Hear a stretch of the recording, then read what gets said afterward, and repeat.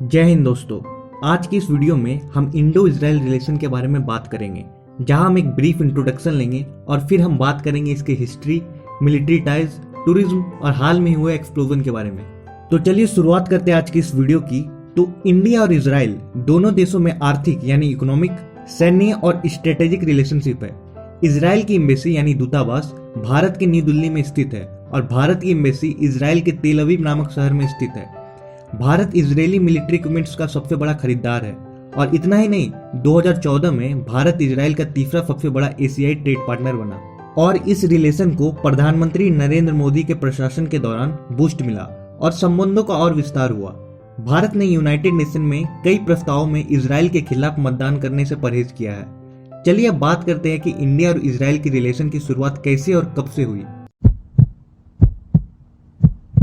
India ने 1948 से 1950 तक इजराइल को मान्यता नहीं दी और इसके पीछे कई कारण थे, जिसमें धार्मिक आधार पर भारत का विभाजन और अन्य देशों के साथ भारत का संबंध शामिल था। एल्बर्ट आइंस्टाइन ने जवाहरलाल नेहरू को 13 जून 1947 को 4 पन्नों का एक पत्र लिखा, जिसमें उन्होंने इजराइल की स्थापना का समर्थन करने को कहा, पर नेहरू ऐसा नहीं कर सके और भारत ने 1947 में फिलिस्तीन के विभाजन के विरुद्ध वोट किया।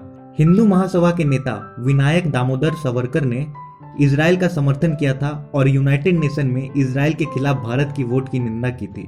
17 सितंबर 1950 को भारत ने आधिकारिक तौर पर इजराइल को मान्यता दी। भारत द्वारा इजराइल को मान्यता दिए जाने के बाद भारतीय प्रधानमंत्री जवाहरलाल नेहरू ने कहा कि हमने इजराइल को मान्यता दी क्योंकि इजराइल एक फैक्ट है और 1953 में इजराइल को बम्बई में एक वाणिज्य दूतावास खोलने की अनुमति दे दी गई। हालांकि नेहरू सरकार इजराइल के साथ पूरे तरीके से संबंधों को आगे नहीं बढ़ाना चाहती थी और उनका मानना था कि इजराइल को नई दिल्ली में एक दूतावास खोलने देने से अरब दुनिया के साथ संबंधों का नुकसान होगा। इजराइल ने भारत को कई युद्धों के दौरान महत्वपूर्ण जानकारी भी प्रदान की थी। दशकों की नॉन अलाइंड और प्रो अरब पॉलिसी के बाद भारत ने औपचारिक रूप से इजराइल के साथ संबंध स्थापित किए, जब जनवरी 1992 में भारत ने तेल अवीव में एक दूतावास खोला। 1999 में इजराइल ने कारगिल युद्ध में हथियार और गोला बारूद उपलब्ध कराकर भारत का समर्थन किया था और इस डिप्लोमेटिक रिलेशन में चेंज आने का मुख्य कारण था भारतीय मुस्लिम के सेंटीमेंट को ध्यान में न रखते हुए भारत को OIC यानी ऑर्गेनाइजेशन ऑफ इस्लामिक कोऑपरेशन से ब्लॉक करना। 2014 में इजराइल और हमास के बीच तनाव की ऊंचाई पर भारत ने हिंसा भड़काने के लिए दोनों पक्षों को जिम्मेदार ठहराते हुए एक न्यूट्रल पक्ष रखा था, जो यह बताता है कि फिलिस्तीन के प्रति भारत की नीति में बिल्कुल कोई बदलाव नहीं आया है, जो यह दर्शाता है कि हम इजराइल के साथ अच्छे संबंध बनाए रखते हुए फिलिस्तीनी कारण का पूरा समर्थन करते हैं। 2014 से नरेंद्र मोदी के प्रीमियर के तहत भारत इजराइल संबंध बहुत करीब रहे हैं। 2017 में वह इजराइल की यात्रा करने वाले पहले प्रधानमंत्री थे। भारत 2017 में इजराइल का सबसे बड़ा हथियार ग्राहक भी था।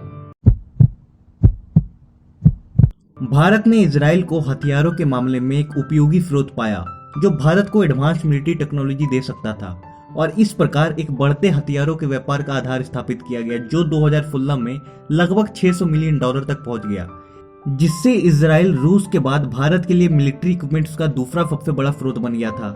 इसरो ने इजराइल के लिए एक मिलिट्री सैटेलाइट टेक्सार को भी लॉन्च किया था।